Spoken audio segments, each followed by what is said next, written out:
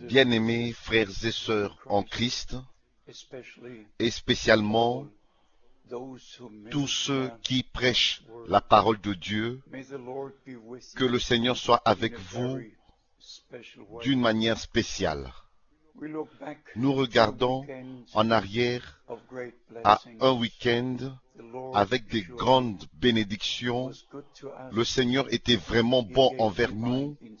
Il a accordé l'inspiration divine et la révélation pour voir les prophéties bibliques dans leur accomplissement et aussi avoir un regard à Jérusalem, sur Jérusalem et voir les choses qui se passent là-bas maintenant. Selon ce que notre Seigneur a dit, quand vous verrez toutes ces choses arriver, alors vous savez, vous ne devinez pas, mais vous savez que le temps est proche et que nous devons nous redresser car notre rédemption est proche. Et de l'autre côté, nous avons le message de l'heure, le dernier appel, la parole promise à l'Église et finalement les promesses qui sont adressées aux vainqueurs, à ceux qui sont appelés à sortir et se préparer pour le retour de notre bien-aimé Seigneur et Sauveur. Et de la même manière comme Israël doit retourner dans sa terre, la terre que Dieu leur a promise, et de se préparer quand les deux prophètes auront leur ministère à Jérusalem. C'est ainsi que ceux qui sont appelés à sortir maintenant doivent retourner à la parole promise pour ce jour. En rapport avec Israël, nous lisons dans Zacharie chapitre 2, verset 12, « L'Éternel possédera Juda comme sa part dans la terre sainte, et il choisira encore Jérusalem. Le Seigneur possédera.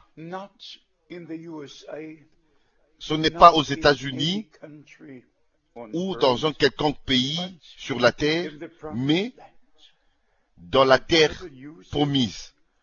Et le prophète utilise le terme dans la terre sainte, parce que c'est le choix de Dieu de donner cette portion de terre à son peuple élu Israël, et aussi choisir Jérusalem comme l'endroit même de sa manifestation à son peuple. Et nous lisons dans Zacharie chapitre 14,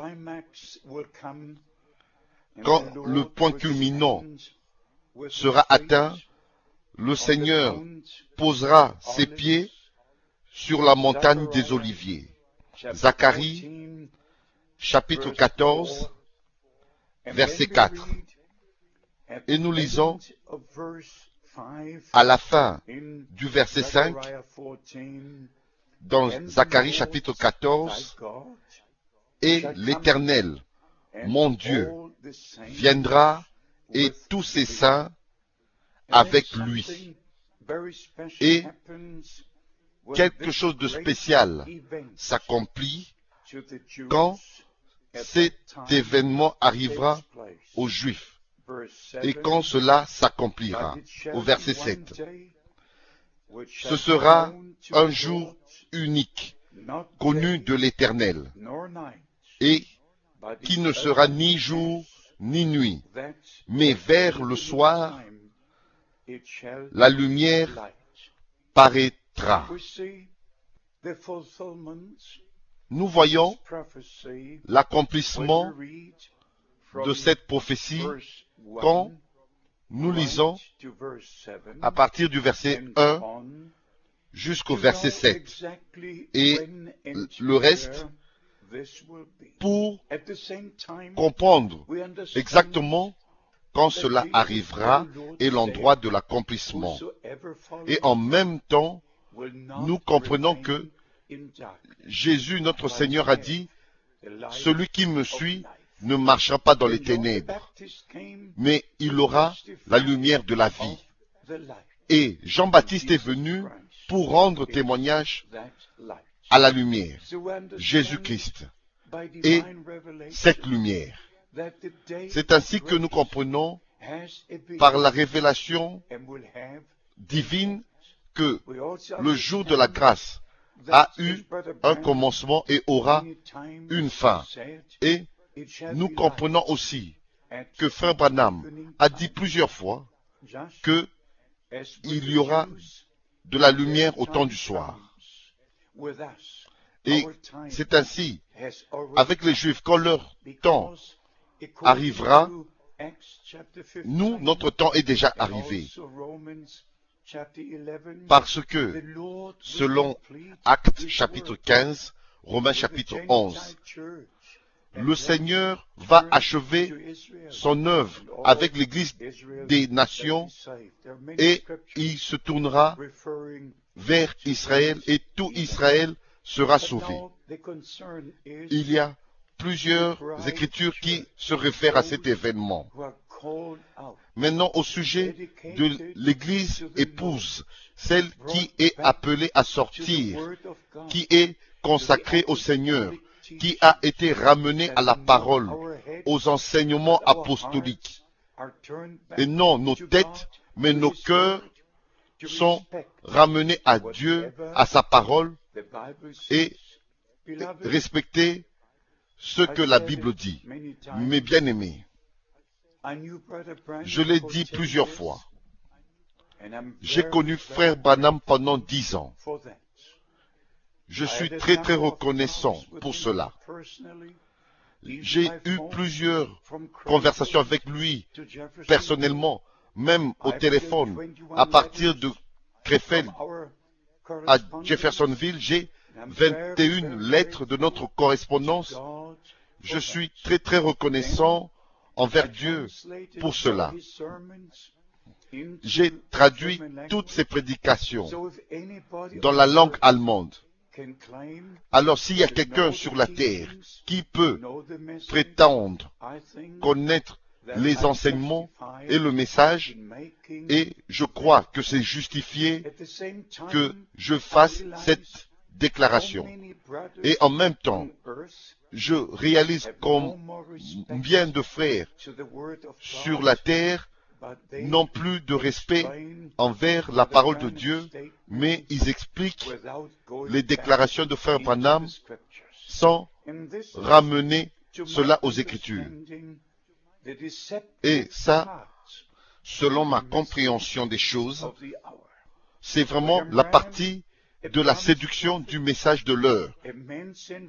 Frère Branham, le prophète promis, l'homme envoyé de Dieu, avec la véritable parole de Dieu, avec un enseignement, des enseignements apostoliques, avec une confirmation véritable.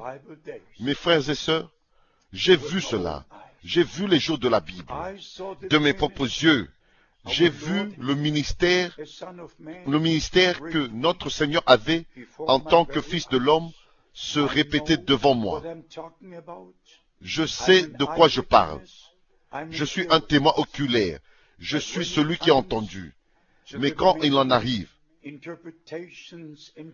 aux nombreuses interprétations que les gens s'appellent eux-mêmes des croyants du message ou des croyants de la Bible. Et quand vous vérifiez, il n'y a pas des croyants de la Bible, non plus des croyants du message, mais des interprétations de la Bible et des déclarations de Frère Branham. Le temps est arrivé pour que tous les vrais serviteurs de Dieu de croire et d'être sûrs que ce que nous croyons, ce que nous enseignons, ce que nous pratiquons, soit à 100% en accord avec la parole de Dieu. La restauration veut dire être ramené tel que l'Église était au commencement même. Et c'est ainsi, comme il a été dit à Frère Branham le 11 juin 1933, que le message qui lui a été confié sera le précurseur de la seconde venue de Christ. Et ce message, par la grâce de Dieu, d'une manière cristal, comme du cristal, éclair, je l'ai apporté jusqu'aux extrémités de la terre. Et le Dieu du ciel a envoyé William Branham en notre temps pour nous ramener à Dieu et à sa parole. Et c'est la même chose aujourd'hui.